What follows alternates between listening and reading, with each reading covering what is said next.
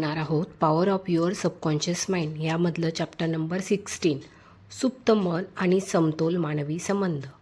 तुमच्याशी इतर माणसांनी कसे वागावे असे तुम्हाला वाटते त्याचप्रमाणे त्यांच्याशी तुम्ही वागा.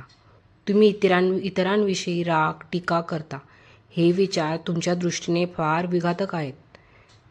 दुसऱ्या व्यक्तींविषयी तुम्ही विचार करता आणि त्याविषयी तुम्हाला जे वाटते ते खरोखर तुम्ही स्वतःच्या अनुभवामधून तयार करीत असता. दुसऱ्याला तुम्ही ज्या सूचना करता त्या तुम्ही स्वतःला देत असता, कारण तुमचे मत हे काल्पनिक माध्यमातून आहे.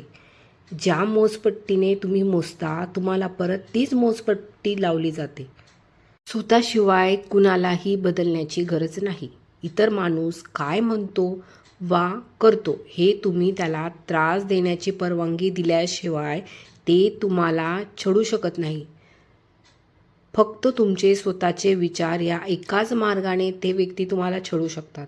जेव्हा तुम्ही भावनात्मकदृष्ट्या परिपक्व बनता, तुम्ही दुसऱ्यांची टीका आणि संताप याला नकारात्मक प्रतिसाद देत नाही. असे करणे म्हणजे दुसऱ्यांच्या नकारात्मक वातावरणाशी एकरूप झाले आहात.